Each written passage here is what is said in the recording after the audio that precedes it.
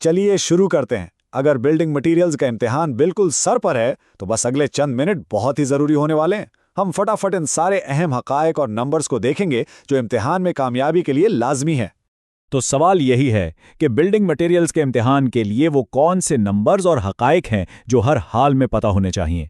बस इसी पर हम फोकस करेंगे। समझ लें कि यह तैयारी का एक क्विक रिवीजन है, सिर्फ उन पॉइंट्स का जो इम्तिहान में बार बार आते हैं। तो चलिए सबसे पहले बुनियाद को ही मजबूत करते हैं और बात करते हैं ईंट की। BPS 11 जैसे इम्तिहानात में इससे मुताल्लिक सवाल तो पक्का आते हैं। तो देखते हैं इसके मेन पॉइंट्स क्या हैं।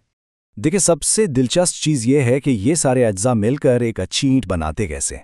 एल्यूमिना ये ईंट को लचक यानी प्लास्टिसिटी देता है ताकि उसे आसानी से शेप दी जा सके। इसके बगैर मिट्टी बिखर जाती है।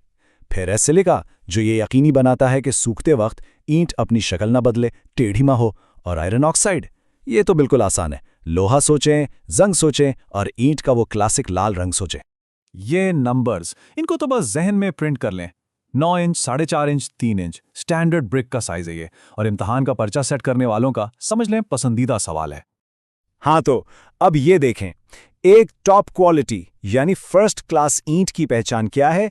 अगर उसे 24 घंटे पानी में रखा जाए तो उसे अपने वजन का 20% से ज्यादा पानी जज्ब नहीं करना चाहिए।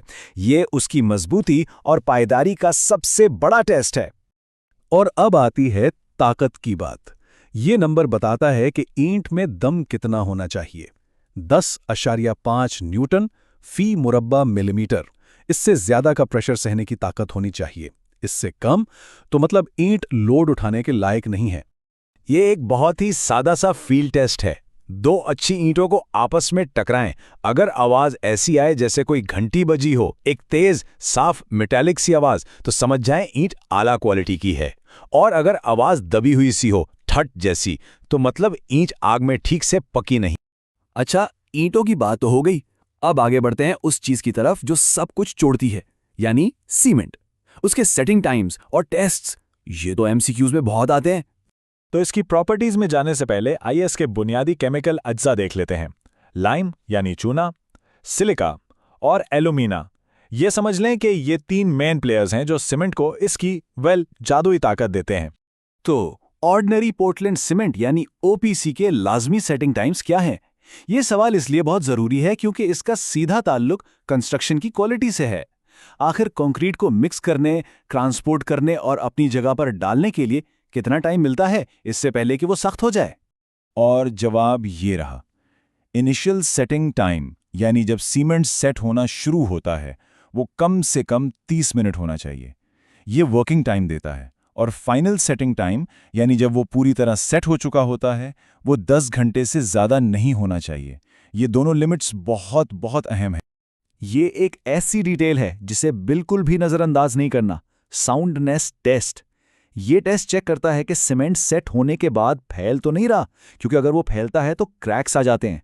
और इस टेस्ट के लिए जो खास आला इस्तेमाल होता है उसका नाम भी याद रखना है, ली शैटेलियर ऑपरेटस। चलिए अब बात करते हैं पत्थर की। कुदरत का अपना बिल्डिंग मटेरियल। इम्तिहानात में अक्सर पत्थरों की जो जियोलॉजिकल टाइप्स हैं उन पर सवाल आते हैं। तो आइए इस कॉन्सेप्ट को जरा आसान बनाते हैं। समझे, ये कुदरत का एक 3 स्टेप प्रोसेस है। स्टेप 1, जमीन के नीचे पिघला हुआ मैग्मा जब ठंडा होता है तो बनती हैं इग्नियस रॉक्स जैसे ग्रेनाइट। स्टेप 2, सदियों तक मिट्टी और दूसरी चीजों के तह दर तह जमने से बनती हैं सेडिमेंट्री रॉक्स जैसे सैंडस्टोन। और स्टेप 3, जब गर्मी और प्रेशर इन्हीं पत्थरों की शक्ल बदल देते हैं तो बनती हैं मेटामॉर्फिक रॉक्स जैसे मार्बल। अगर पत्थर की किस्म को उसकी पैदाइश से जोड़ के याद रखा जाए तो कभी नहीं भूलेगा। और यहाँ हर पत्थर का इस्तेमाल उसकी खुसूसियत बताता है। ग्रेनाइट इतना मजबूत है कि डैमों और समुद्री दीवारों में इस्तेमाल होता है। मार्बल अपनी खूबसूरती की वजह से फर्श और सजावट में। और स्लेट पानी को रोकने की बेहतरीन सलाहियत की वजह से छतों के लिए आइडियल है। अच्छा जी, अब आते हैं लकड़ी की तरफ। यहाँ हम सीजनिंग और प्लाईवुड जैसे अहम कॉन्सेप्ट्स पर फोकस करेंगे क्योंकि ये इम्तिहान में अक्सर आ जाते हैं। तो सीजनिंग है क्या? सीधे लफ्जों में ये लकड़ी को सुखाने का प्रोसेस है ताकि उसमें से एक्स्ट्रा नमी निकल जाए। मकसद नमी को 10 से 12% की रेंज में लाना।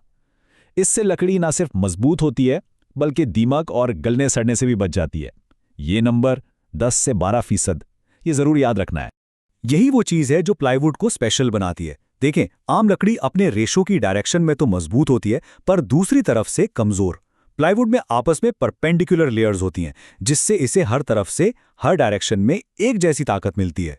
इसीलिए ये आसानी से मुड़ती या टूटती नहीं। और अब आ गया है हमारा आखिरी सेक्शन। इसमें हम कुछ और अहम हकायक को तेज़ी से कवर करेंगे। ये एक लाइटनिंग राउंड है, तो पूरी तवज्जो यहाँ। इन दो नामों में कंफ्यूज होना बहुत आम है। बस इतना याद रखें, क्विक लाइम यानी अनबुझा चूना पानी से रिएक्ट करने से पहले की स्टेज है। जब आप इसमें पानी डालते हैं तो ये रिएक्ट करके स्लेक्ड लाइम यानी बुझा हुआ चूना बन जाता है, जो कि कैल्शियम हाइड्रोक्साइड है। एक है रिएक्शन से पहले, दूसरा है रिएक्शन के बाद। सिंपल। ये एक और नंबर है जो सीधा सीधा याद रखना है। स्टील की कसाफत 7850 किलोग्राम फी क्यूबिक मीटर। That's it. और हाँ, एक और बात, आरसीसी के काम में जो स्टील सबसे ज्यादा इस्तेमाल होता है वो है माइल्ड स्टील। और आखिर में लेकर पेंट्स, इनकी दो पहचानें, एक इनके अज्जा रेजिन और नाइट्रोसेल्यूलोज, और दो इनकी सबसे बड़ी प्रॉपर्टी, ये बहुत बहुत तेजी से सूखते हैं। तो ये थे वो बुनियादी मवाद जिन्होंने सदियों से हमारी दुनिया को शेप दी है। ईंट, सीमेंट, पत्थर, लकड़ी, स्टील, इन सब ने हमारा माजी और हमारा हाल बनाया है। लेकिन यहाँ एक सवाल पैदा होता है, टेक्नोलॉजी और इनोवेशन के इस नए दौर में हमारा मुस्तकबिल किन नए इनकलाबी मवाद से बनेगा?